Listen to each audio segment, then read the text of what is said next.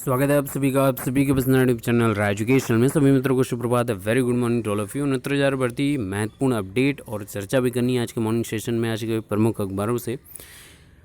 तो कल आप लोगों से मैंने बोला था कि 10 से 2 के बीच में शिक्षा मंत्री जी डॉक्टर सतीश चंद्र द्विवेदी जी से आप प्रश्न पूछ सकते हैं, और मैंने बोला था मैक्सिमम लोगों के 69,000 भर्ती से संबंधित प्रश्न जाने चाहिए, और वैसा ही लगभग ठीक ठाक से प्रश्न गए, और उसके जवाब में क्या क्या कैसे कैसे प्रश्न गए और क्या क्या जवाब आए इस पर चर्चा कर लेंगे।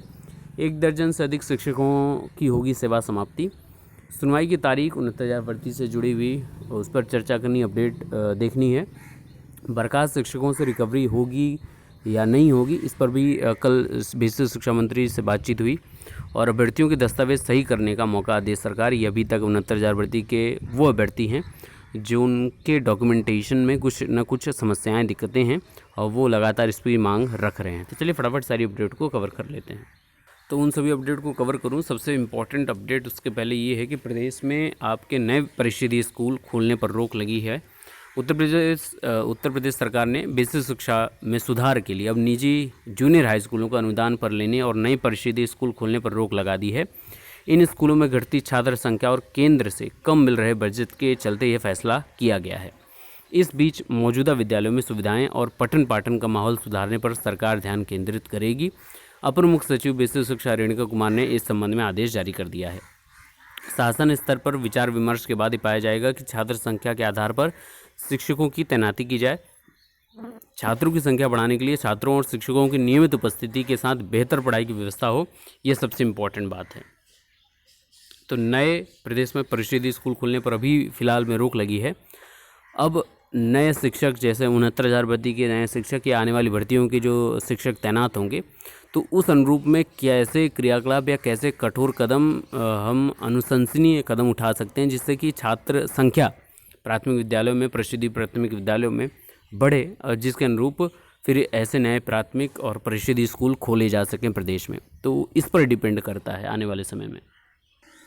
तो कल आप लोगों ने 10 से 2 के बीच में अपने अपने प्रश्न व्हाट्सएप नंबर मैंने आप लोगों को बता ही दिया था, उस पर आपने पूछे।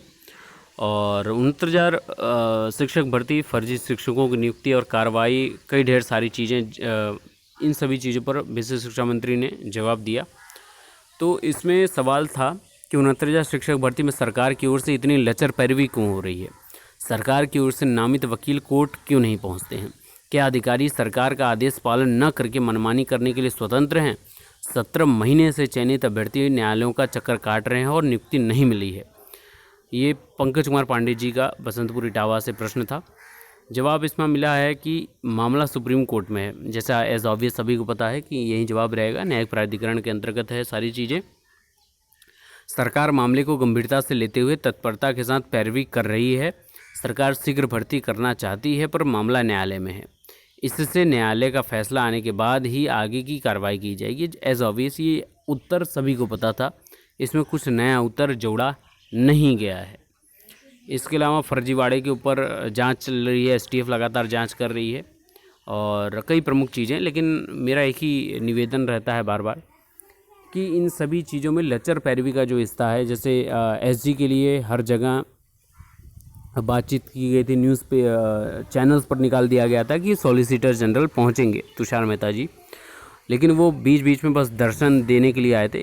और असिस्टेंट सॉलिसिटर जनरल जो हैं वो जो ऐश्वर्या भाटी मैम है, वो उनके पास कुछ तथ्यों की कमी नज़र आई है, और बार बार कुछ ना कुछ उनके तरफ से क्रियाकलाप ऐसे होते हैं जिससे अभ्यर्थियों की सांस तक अटक जाती है कि ये क्या बोल रही हैं और क्या समझाना चाह रही है न्यायिक प्राधिकरण को। तो कहीं ना कहीं तकलीफ है, क्योंकि मैटर जब जिसके पास अच्छे से ना हो, तैयारी ना हो, तो वो पॉइंट रखेगा क्या। और यही अभ्यर्थियों की मांग है कि सॉलिसिटर जनरल आएँ या एडवोकेट जनरल जो एजी साहब हैं, वो कभी कभी नहीं पहुंचते थे, लेकिन जब वो पहुंचे और लगातार डिफेंड किया तो उस पर डबल बेंच का फैसला भी आया आप लोगों के समक्ष। तो जिसके पास पूरा ज्ञान है उनको भेजा जाए, ये ना देखा जाए कि एडवोकेट जनरल कोई है कि अटॉर्नी जनरल कोई है ना।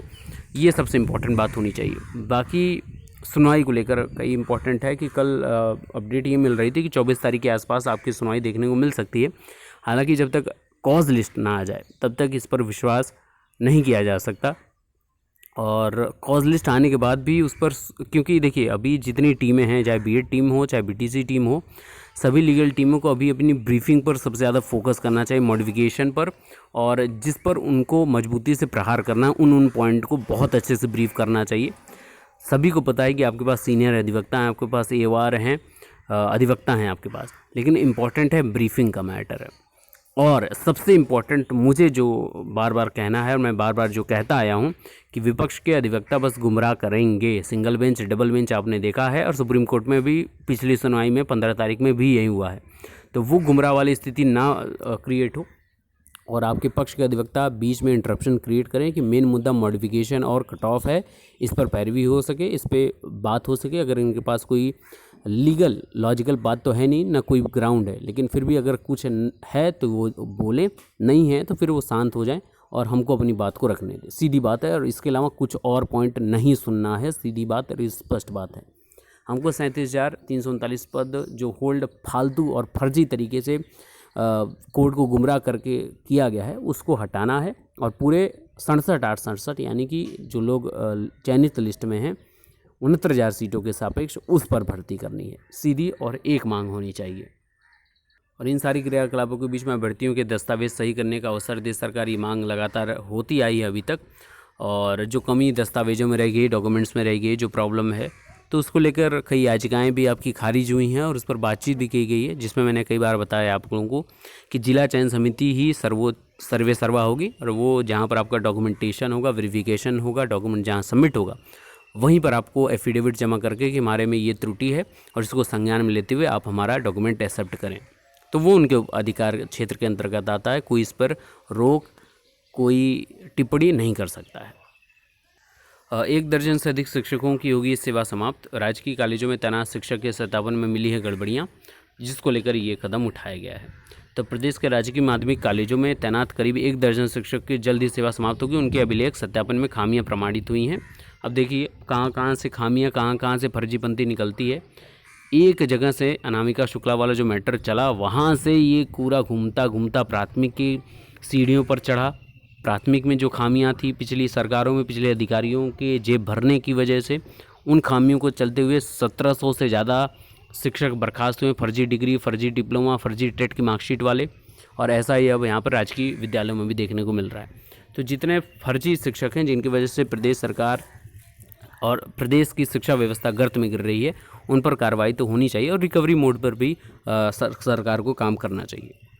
बाकी उम्मीद करेंगे कि 69,000 भर्ती से जुड़े जो भी डेट हैं फाइनलाइज्ड हों, और एक 10% EWS वाला मैटर लगा हुआ है, उसकी सुनवाई है, तो उस पर भी जल्द आप लोगों को अपडेट दे दिया जाएगा। दिखा देता हूँ मैं आप लोगों को। तो 69 शिक्षक भर्ती में 10% EWS पर सुनवाई लखनऊ हाई कोर्ट में 20 तारीख में एडिशनल लिस्ट नंबर 3 पर आपका रखा हुआ है, लगा हुआ है। यहाँ देख सकते हैं डेट फिक्स्ड है, 3रे नंबर पर है अजय कुमार जी और शीतला प्रसाद त्रिपाठी जी की तरफ से है। और इस पर जो बात होगी 10% EWS, हालांकि इस पर मैं कई बार बात कर चुका हूँ। बार बार इन सारे मुद्दों पर चर्चा करना ज़्यादा लॉजिकल नहीं लगता है, लेकिन आप लोगों के द्वारा जो भी क्रियाकलाप किए जाने सबको टैग तो किया जाता है, या तो बर्खास्त कर दिया जाता है, उस चीज़ को खारिज कर दिया, माफ़ करिएगा, खारिज कर दिया जाता है, या तो फिर उसको ऐड ऑन करके एक साथ टैग करके बंच केसेस की लिस्ट में लेकर बातचीत की जाती है। सुप्रीम कोर्ट में भी यही हो रहा है। तो प्रमुख मुद्दे जो हैं उनसे हटकर इम्पॉर्टेंट मुद्दा है मॉडिफिकेशन और कट ऑफ, उस पर आगे क्रियाकलाप करनी चाहिए। आपके पास सीनियर अधिवक्ता ढेर सारे हैं, और सबको एकजुट होकर। और एक बात मैं उन अभ्यर्थियों से कह दूं जो लोग बहुत इम्पोर्टेंट है और उनके सहयोग से ही सारी भर्ती प्रक्रिया को आगे बढ़ाया जा रहा है, सीनियर अधिवक्ता किए जा रहे हैं, एवार किए जा रहे हैं, तो उनसे निवेदन है कि आपके एक एक पैसे की कीमत, जिस टीम को आपने सहयोग किया है उससे आपका हक बनता है कि आप उससे पूछें कि उनके द्वारा ब्रीफिंग मजबूती से हो रही है कि नहीं हो रही है। ठीक है ना। यहाँ से मैं बार बार आप लोगों से आह्वान करता हूँ, इसीलिए मैं बोलता हूँ कि एकजुट रहिए, उसका पॉजिटिव रिस्पांस मिलता है। तो एकजुटता के साथ आगे बढ़ते रहिए। निगेटिवनेस बहुत रहेगी और तब तक रहेगी जब तक आप प्राथमिक तक ना पहुँच जाए, लेकिन मेरी पूरी उम्मीद है और महादेव से यही प्रार्थना है कि शिक्षक दिवस तक आप अपने प्राथमिक विद्यालयों में शिक्षक की कुर्सी पर बैठ सकें और सुकून से बोल सकें कि हाँ अब मैं शिक्षक हूँ। ये मेरी प्रार्थना है और वो बहुत जल्द दिन आने वाला है। बस आप सभी एकजुट रहिए और पॉजिटिविटी के साथ आगे बढ़ने की कोशिश करिए। Best of luck, thank you so much.